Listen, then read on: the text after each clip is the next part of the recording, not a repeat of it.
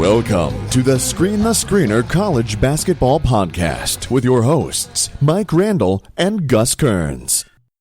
You have no excuse if you don't realize the Colorado State Rams are coming next year in college basketball.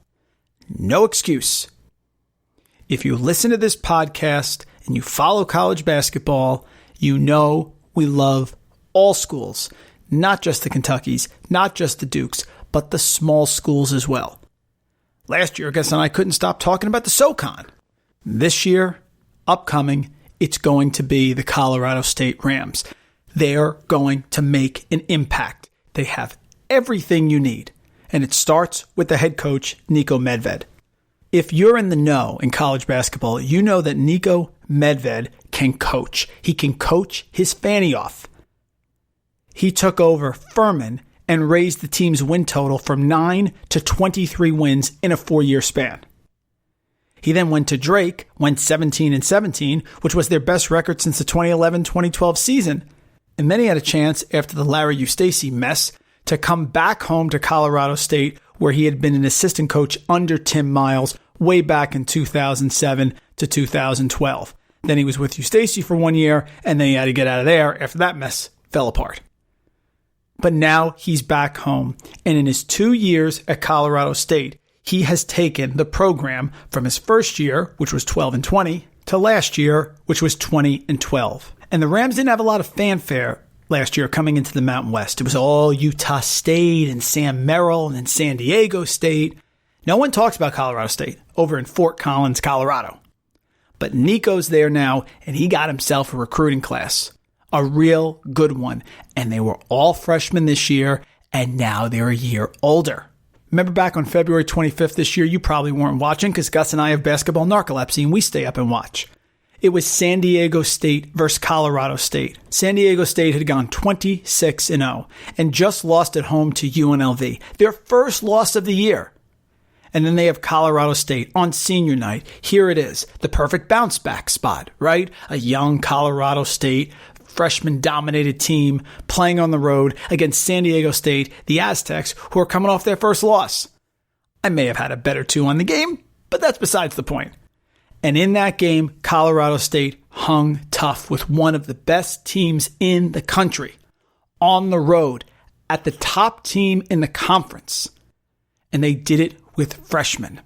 And that's why we're so excited. A freshman backcourt, a great scorer, led by a great coach in Niko Medved. And so as our Screen the Screener season review series rolls on, there's no sports out there, but we keep rolling on because you love college basketball and we have to talk about the prior year and get you ready for next year. We're going to bring on Kevin Lytle from the Coloradoan. He's a reporter. He covers Colorado State and he's an expert on the Rams and gave us a few minutes and gave us tremendous insight as to why the future is bright for Colorado State. Did you realize that the Rams this year were number 31 in the country at shooting three-pointers, 36.9%? That's almost 37% as a team. Did you realize they were top 50 in two-point field goal percentage, 52.9%?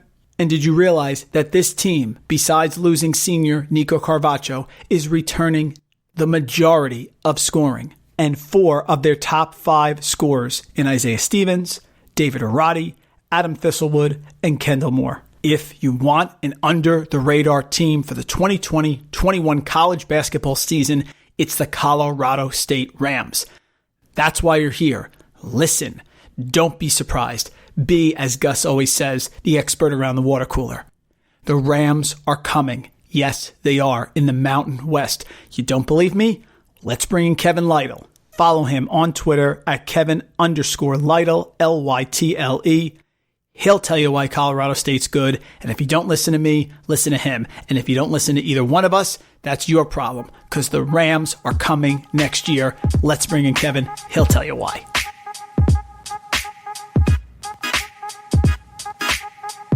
The Screen the Screener season review series rolls on here out to the Mountain West. We're going to talk about the Colorado State Rams with Kevin Lytle from the Coloradoan. Great reporter, fantastic job. And this is a very sneaky team, folks. A team that is young, that had a lot of success in year 2 under Niko Medved, and is going to be coming back strong next year and really looking to move forward and do some even better things. So follow Kevin on Twitter at Kevin_Lytle, Lytle. Joined us for a few minutes here on the Screen the Screener season review series. Kevin, are you staying safe? How are things out there in Colorado? Yep, we're hanging in there. We're all doing the same thing right now, aren't we? Trying to get by, trying to get our sports fixed. So it's nice to talk a little sports, but we're hanging in. Hope you guys are doing okay out there as well. Yeah, we're doing okay. Trying to fill our college hoops narcolepsy junkie addiction here, even though we didn't have a tournament. And so we certainly want to talk about the Rams. And Kevin, I'm curious what your thoughts were coming into this season. Colorado State, very under the radar. They were predicted 9th, I believe, in the Mountain West preseason poll. So talk about what your thoughts were coming into the season and how you thought they were going to be. Yeah, definitely. It was kind of interesting, to start Niko Medved's second year, still kind of rebuilding from really a giant mess left over from the end of the Larry Eustace era. So you knew it was going to take a little time. But I kept hearing, not just coaches are always excited about their players coming in, but everything I heard about some of these freshmen coming in was, watch out. They're really good and going to be able to contribute right away. I picked them, I think 6th or 7th in the Mountain West.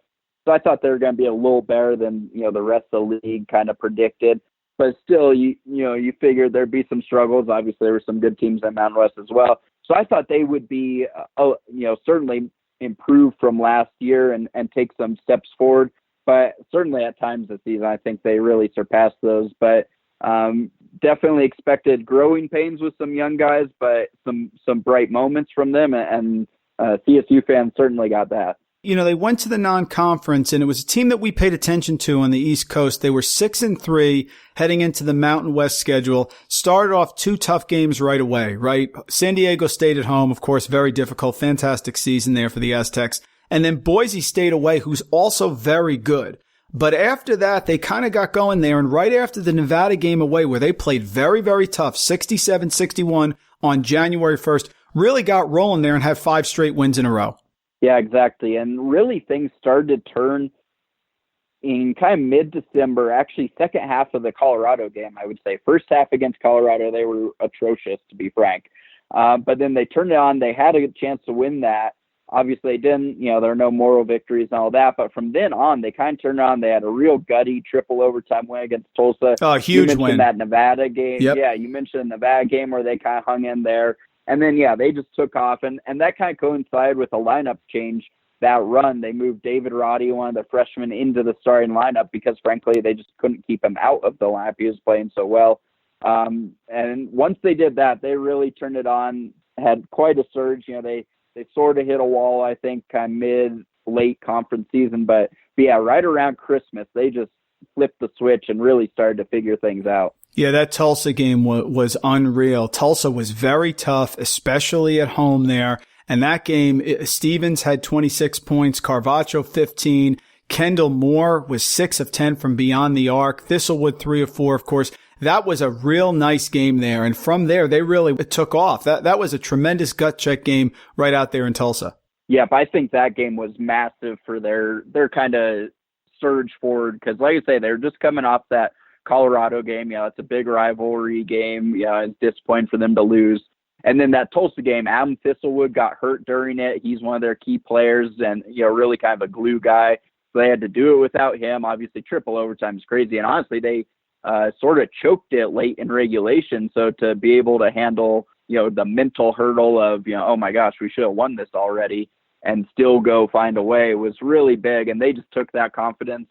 They actually had kind of the Christmas break right after that, and I think that served them perfectly just from a physical standpoint to recover a little bit. And then, they just took off from there. I think that game was certainly one you circle as that was a big growth point, especially for all these young guys on that team. The Mountain West as a conference, we thought, Kevin, was much improved this year. For many years, it was only getting one team in, and then they'll have a team come in, they'll get upset early on. But this was a very strong conference, top to bottom. They won away at Air Force on January 18th. Not an easy place to play whatsoever. Utah State, they play away. That's always tough. They beat Nevada at home on January 29th. UNLV, of course, they destroyed at home by 18. That's a tremendous win. They played Utah State again, very close. And then at the end of the year, sort of the game that we knew how good Colorado State was, but sort of like woke everyone up was the San Diego State game away, 66-60. Just a really gritty performance there against the Aztecs, who are one of the best teams in the country. Yeah, that one was definitely, I think that caught a lot of people's attention that maybe hadn't been paying attention to Colorado State, because obviously by late February, everyone knew what San Diego State was doing and had really caught attention. And Colorado State just, sometimes in those games where you almost pull an upset, there's almost a freakish element of it. Maybe one kid just goes off and has a career game or something like that. And that didn't really happen. Colorado State just played really well. They defended well. They scored when they needed to. They led most of that game. And frankly, after it, they were really angry. They, I remember talking to them coming back from that. And, it wasn't, oh, yeah, we almost beat San Diego State. They were really ticked off, thinking that they had, given away a game that they should have won. And that's maybe true. And so that was definitely an eye-opener of, when this team is really on, they can be really good. And, again, the growth that they had through the season, the first road game of the season they played at Duke, which obviously is a nightmare for most teams. And, they have 4 freshmen on that played key roles on this team, and that was their very first road college game.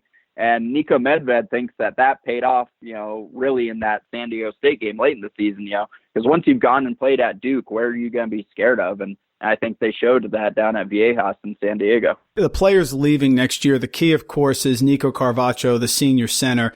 I saw an interview with him. I think it was, they posted it at San Diego State game at halftime or something. Just sounds like a real smart, solid, heady kid. He gave compliments to what he learned from Coach Eustace, even though that was, obviously that ended in sort of disarray there, but just looks on the bright side, but sort of has been a mainstay for this program. Unfortunately, he is not returning, I believe, but talk about his impact for Colorado State and how he sort of was the foundation here for the growth.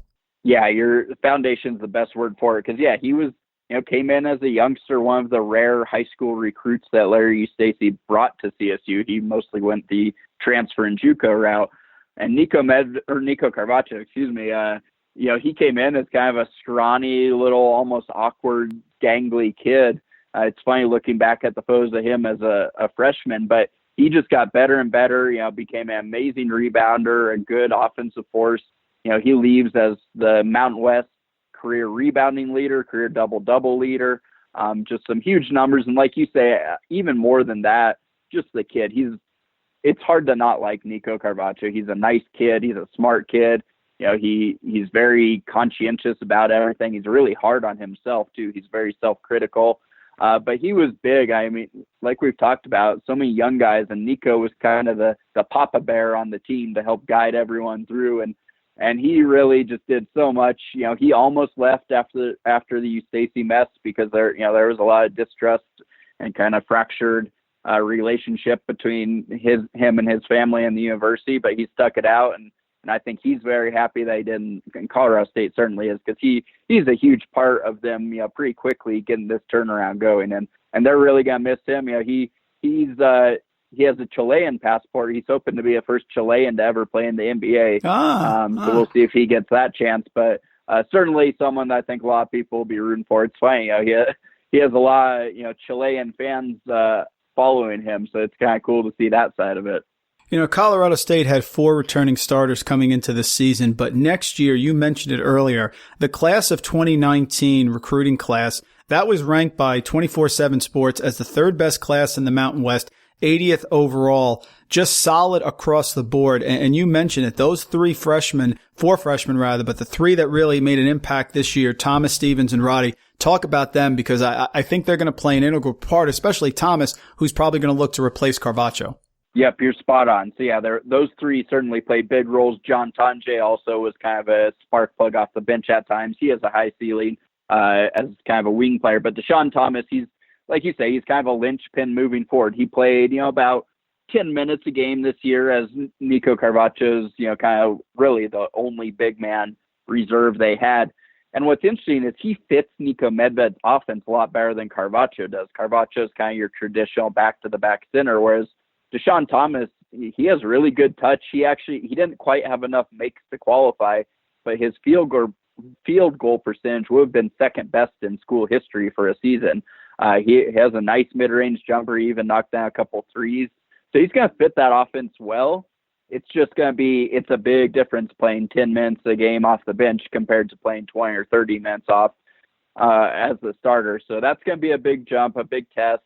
So that's really going to be vital next year. And then the other two, David Roddy and Isaiah Stevens they're just flat out stars. Isaiah Stevens is a savvy, smart as heck point guard. He already not only owns the floor as the floor general, but he runs that locker room too. Everyone looks up to him. He's mature well beyond his years. You talk to him and you would never think he's, an 18-year-old kid.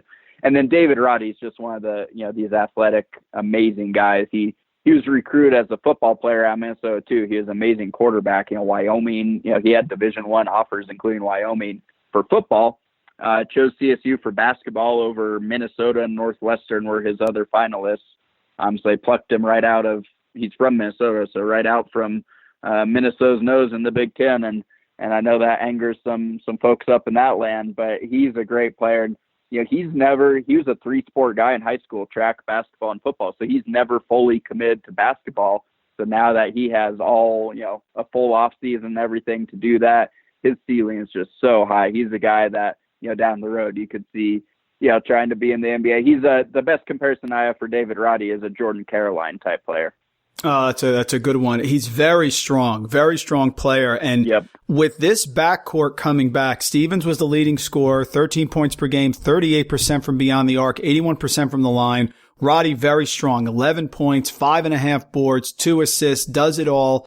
74% from the line, so they make their free throws. With Malachi Flynn and the losses for San Diego State and for Sam Merrill, Utah State, this really is coming into next year the most efficient offense in the Mountain West. They were third, but with what they have coming back, and like you said, Thomas does fit Medved's offense a little bit better than Carvacho did.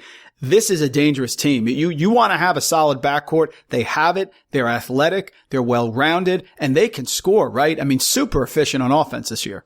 Yeah, and you're spot on. We haven't even mentioned Kendall Moore yet. He was the sophomore guard. His 3-point shooting just really improved this year. His scoring numbers on the road too skyrocketed, which is always a good sign for a player's development if they're scoring on the road. And Adam Thistlewood, just finished his sophomore season, a dead-eye shooter. So, their offense is really efficient. I think it's just going to be more so next year with all these guys. Like you said, they all played together this year and a lot of them played really huge roles, and they know the system and all that. So I expect them to continue.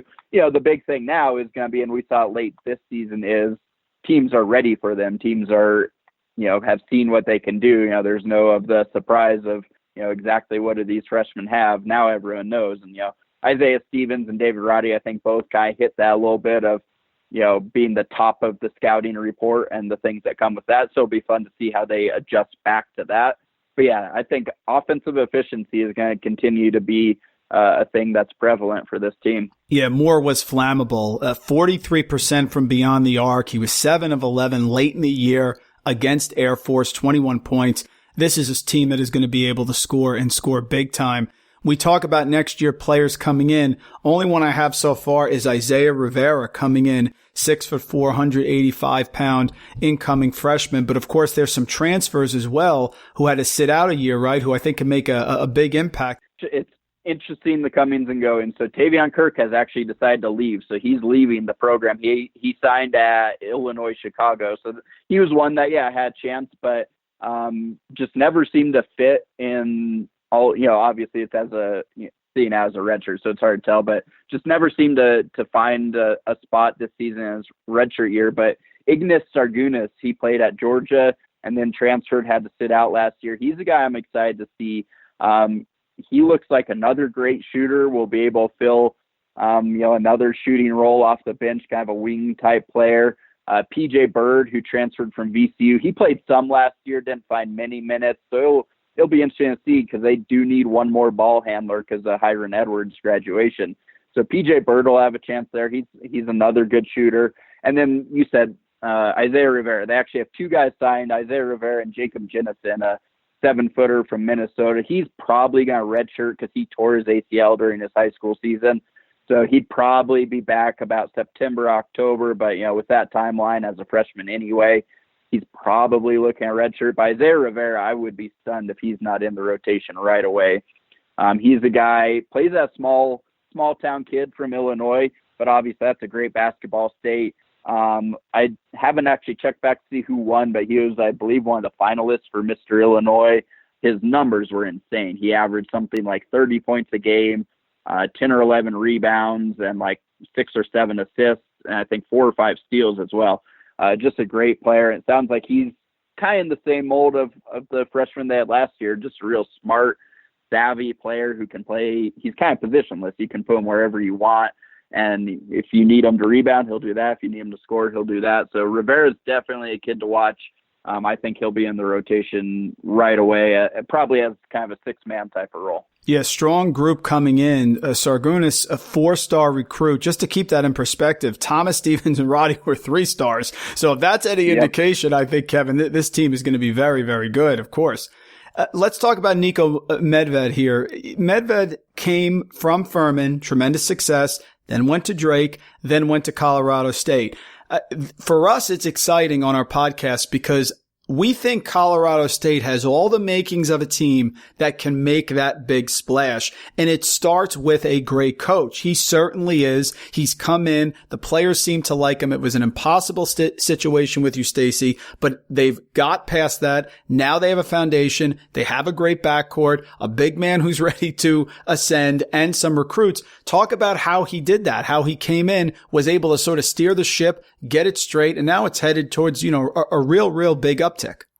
Yeah, it's funny. Niko Medved has kind of become his resume is basically as a rebuilder. He was at CSU as an assistant under Tim Miles, and they had an 0-16 Mountain West season right as they got there. That's how bad the program was, and they built it up into an NCAA tournament team. And that's when Miles went off to Nebraska.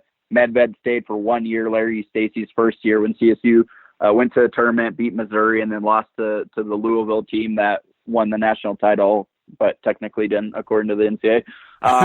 And then he went off to Furman, did the same thing, had them really turn around and do a great job. Drake, he was only there a year, but even that year, they made a big jump, and then he's doing it at CSU. The interesting thing for him is he hasn't been at his head places long enough to really bear the fruit of success of that rebuild. So assuming he sticks at Colorado State for a little while, it'll be interesting to see how they can continue this on. But he's a really good recruiter, really likable guy. It's hard to find too many people that want to rip on him, which coaches, that's not always easy to say. And I think a big thing too is he has an amazing staff. I think you have multiple head coaches on the staff. Dave Thorson is kind of the veteran of the group. He's a longtime high school legend in Minnesota. He's a lot of the reason they're able to pluck some of these Minnesotans out, like David Roddy. And then you have J.R. Blunt and Ali Farokhmanesh, 2 kind of young up-and-comers. And, man, the kids love playing for those guys. They're great teachers. They're great at individual skill development, great recruiters. I think J.R. and Ali are both head coaches in probably the not-too-distant future. So, as we all know, obviously you need a good head coach, but you need quality staff around him. I think they really have that. And they sure work well together. It's fascinating watching their practices, how they can bounce back and forth. And, there can be dissension, disagreement, and it's useful, not problematic. So it's interesting to watch this group work. But I really do think, like you said, I think there's a team on the rise. Big thing is growth isn't always a direct line up. It's more the roller coaster sometimes. So, yeah. It looks like a team on the rise, but you never know exactly what will happen. So it's going to be pretty intriguing to see what this, sophomore year for a lot of these guys looks like, and year 3 for Medved. There is no surprise to me, Kevin, that a team with Ali Farokhmanesh on the coaching staff is efficient on offense. He broke my heart with that 3 against Kansas, pull it up on the break for Northern Iowa when he played. So that's great to hear. Listen, Colorado State is an up-and-coming team, folks. We love the mid-majors. They steal our heart. And really, Niko Medved has done a fantastic job for the Rams. So with the backcourt, the incoming players, the experience, what's being lost in the Mountain West, like you said, it's not linear. It certainly isn't. but all the pieces seem to be there. A 20-12 season, did a fantastic job this year. So really looking forward, Kevin, to seeing what comes forward with the Rams next year.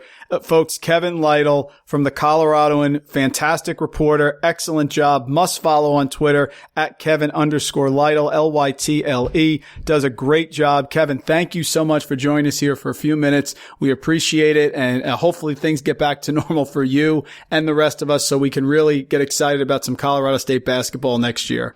Yeah, absolutely. Thanks so much for having me on. It was good to chat, and we'll keep up, and maybe we'll do it again in the future. It was fun. Yeah, the preview series next year. You got it.